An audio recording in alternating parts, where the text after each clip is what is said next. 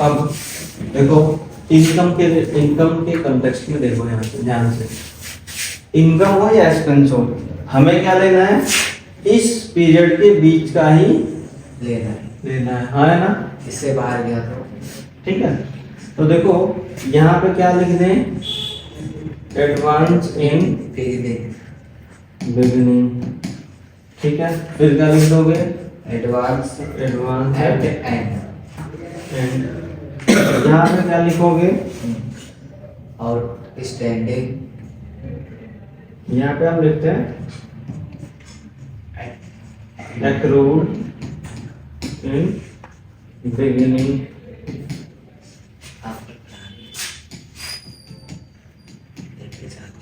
accrued and income accrue होना मतलब आपने कमा लिया, ये होना है। अच्छा अब यहाँ पे क्या लिखोगे, इनकम रिसीव, है ना, जो मिल गया। अब ऐसे देखना, यहाँ पे अगर एडवांस मिला है तो जाहिर सी बात है एरो कहाँ पे आएगा, अंदर आएगा, है ना। यहाँ पे एडवांस है तो जाहिर सी बात है जाएगा, यहाँ पे एडवांस है, अब एक्रूड है तो अंदर आएगा और बाहर जाएगा सर। तो अब बताओ प्लस किसे करोगे और माइनस किसे करोगे, सर ये एडवांस से प्लस करेंगे, यहाँ पे क्या लिखोगे, इनकम रिसीव्ड, रिसीव्ड, ऐड क्या करोगे, सर एडवांस इन बिगिनिंग, और सर और एक्रूड एट एंड। तो ये देखो तुम्हें सिर्फ ये डायग्राम अपने दिमाग में रखना है, बाकी चीजें छोड़ माइनस करेंगे accrued in beginning, advance at end minus क्या, accrued in beginning. Accrued in beginning, चार नोट क्लियर है। प्रॉफिट एंड लॉस, अच्छा एक नोट लिख रहा हूँ, मतलब सर क्वेश्चन में प्रॉफिट एंड लॉस हो जाएगा आपसे, आपको ऐसे निकालना होगा। बस अब एक नोट मैं लिख रहा हूँ, ध्यान से देखना,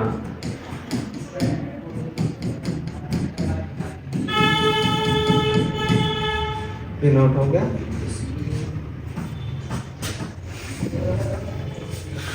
इस नोट को बहुत इंपॉर्टेंट मान के याद कर लेना। नोट क्या है, नंबर 1, ठीक है, expenses paid in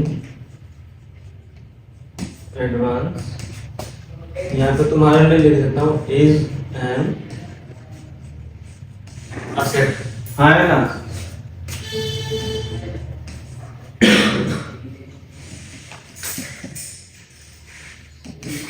outstanding expenses, इसको क्या बोलोगे, इज अ क्या, लायबिलिटी, ठीक है। ये मैं तुम्हें इसलिए बता रहा हूँ, कभी कभी ये क्या करवाएंगे अब तुमसे, बैलेंस शीट बनवाएंगे 1 अप्रैल 2022 का और एक बैलेंस शीट बनवाएंगे 1 अप्रैल 2023 का, यही तो मेन एडजस्टमेंट है। अच्छा देखो फिर क्या है, इनकम रिसीव्ड इन एडवांस, ये हमारे लिए क्या है, बोलो, ये है हमारे लिए असेट या लायबिलिटी। तुमने मुझे पहले फीस दे दी, अब मेरी लायबिलिटी है कि मैं तुम्हें पढ़ाऊं, है ना। अच्छा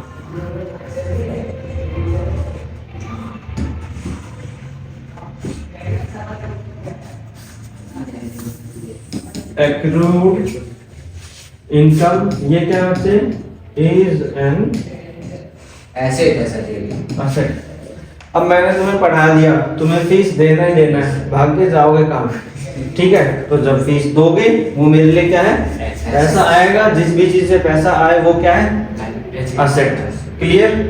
अब एक छोटा सा इलस्ट्रेशन करके देखते हैं, जो कि हमारी आदत है इलस्ट्रेशन करने की, पहले दिन तो एक इलस्ट्रेशन। इसमें तुम्हें क्या ध्यान देना है, ऊपर की चीजों को ध्यान दो या मत दो, नीचे के जो एडजस्टमेंट्स के पॉइंट है उसको ध्यान देना है, ठीक है, उसको ध्यान देना है। तो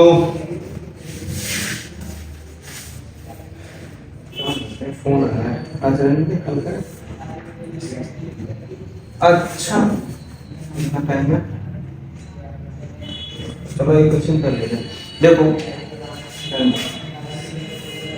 अब तुम्हें क्या करना होगा, इस एडजस्टमेंट वाले टॉपिक को सॉल्व करते हुए यहाँ से उठा के यहाँ पे टिक मार्क कर लो। देखो क्या कहता है, stock as on 31 March date, तो ये अपना क्लोजिंग स्टॉक हो गया है ना, ये तो ट्रायल बैलेंस में नहीं आता, ये मैंने बताया हुआ है। इंश्योरेंस प्रीपेड, तो आप क्या करोगे, इंश्योरेंस यहाँ पर ढूंढ लो, इंश्योरेंस कहाँ है, ये तुम तो वैसे ही हो, तुम तो क्या है बताओ।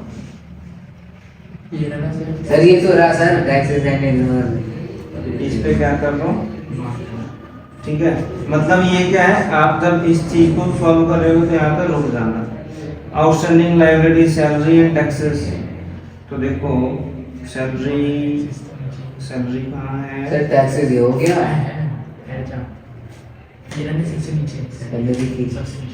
सैलरी सर ये ऐसे होता है और टैक्सेस, ठीक है, तो यहीं पे टैक्सेस का कमीशन 5%, तो यहाँ पे देखो कमीशन, फिर क्या, depreciate building at the rate of 2% per annum, तो बिल्डिंग है ये, इसके अलावा कोई और एडजस्टमेंट नहीं है, तो अब ये बनाना है हमें।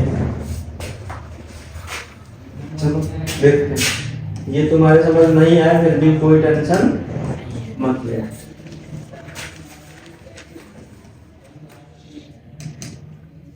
Trading and profit and loss, यहाँ पे क्या लिखोगे, for the year ended 31st March year ending 31 मार्च 2023।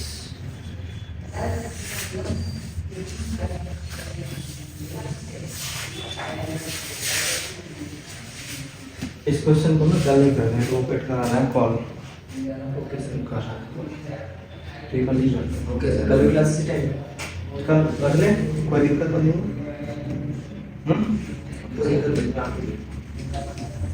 बस ये टाइम इसके साथ कर ले। Thank you sir.